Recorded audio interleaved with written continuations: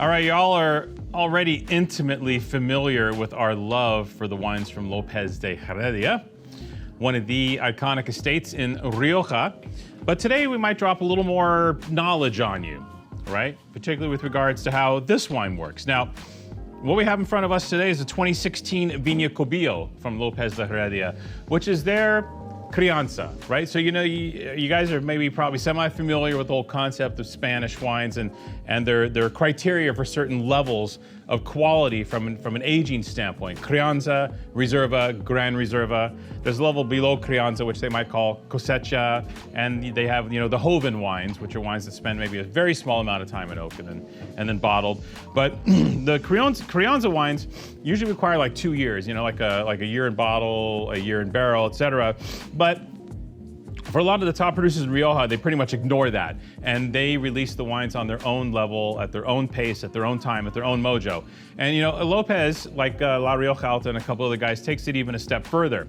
Now, this taking it a step further even applies towards their vineyards, i.e., I don't know if you guys know this, but Lopez de Heredia, they make a Tondonia, they make a Bosconia, they make a Cubillo, and like a lot of other Rioja producers, you might think that these wines are all blended wines, right? Sourced from purchased grapes, sourced from multiple different vineyards to fit a certain criteria for that certain quality level or stylistic slant for their wines.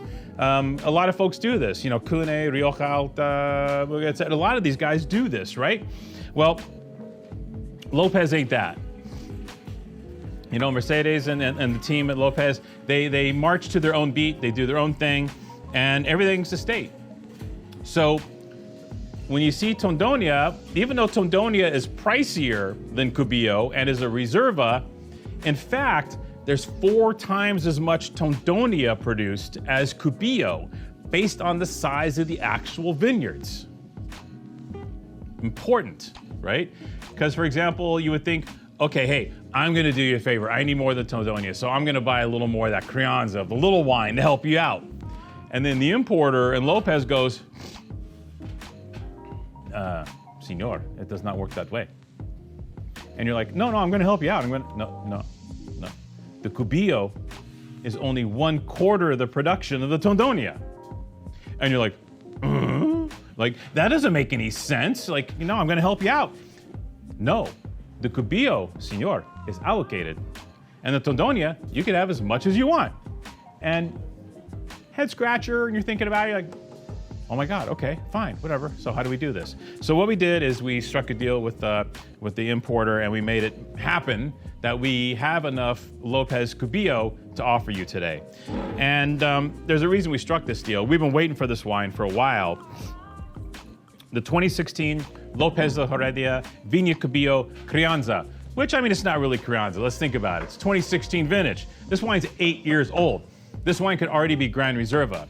Not to mention the fact, even the folks at Lopez themselves, they're like, you know, Cubillo is a Gran Reserva level vineyard, but we need a Crianza.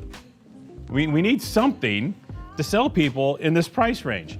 Much like the top producers in Montalcino would do with like a top Brunello di Montalcino vineyard. They're like, okay, we need a little Rosso di Montalcino, so let's declassify part of the vineyard and move it into this wine, just so we have something to fill that space, right? And that's what Lopez does, but they do it with a whole entire vineyard. And quite frankly, they don't do enough of it because they only make what the vineyard gives them. So it's a very unique situation with Lopez. Now, as you'll see in the pictures in the offer, Lopez is as old school as it gets. Their fermenters are 50 to 100 years old.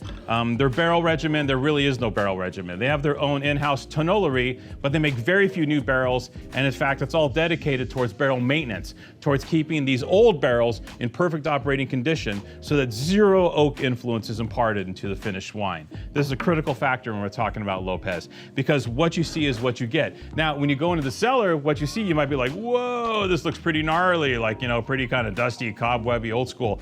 But in fact, the wines that are produced from these old barrels, from this old style of vinification, are just beautiful, transparent, have fabulous clarity and precision. And that's what we love about the Lopez wines. So this Vineyard Cubillo from a great vintage. This is arguably one of the best Vineyard Cubillos we've ever tasted, and we've had all of them going back for a couple decades at least, along with some older gear from the 70s and stuff that we've encountered, fortunately. This is probably one of the finest young Cubillos I've ever tasted. It's a wine that I took it home the other night, had it with dinner, and what I noticed is this wine really detonated 30, 45 minutes after it was opened. So they talk about decanting wines, and some wines are like, yeah, you don't have to worry about decanting. Oh, it's got some bottle age. Oh, da-da-da-da-da-da.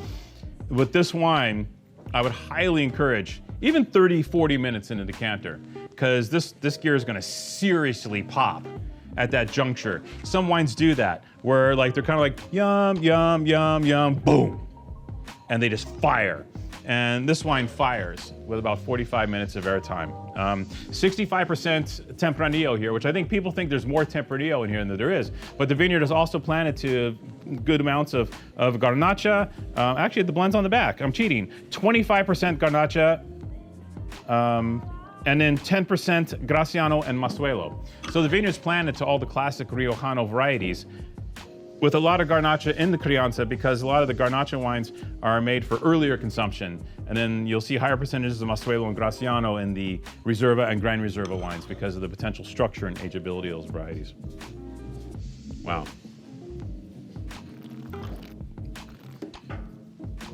What a treat. I did not give this wine enough airtime, granted, for the filming today. We've been quite busy around here, so I didn't give it its proper 45 minutes, but what I can tell you is this wine's trekking along the same path after 20 minutes that my bottle that I had at home did. The tang, the brightness, the precision, the acidity, combined with fruit, combined with the character and classic dusty terroir of the Tempranillo from a great old school Rioja producer. Just an iconic wine, beautiful. 25 bucks, it's gonna age 20 years. Well, it's already aged 8. So 12 more years, no problem. Just one of the great values in wine in the world today. We were really fortunate to finagle 20 or so boxes from the local importer, and what a treat this wine is. Double 94 points if you're paying attention to scores. Luis Gutierrez, Joaquin Hidalgo at Venice both said it's arguably the best Cubillo ever made, and I would not argue with them seeing your kick-ass juice.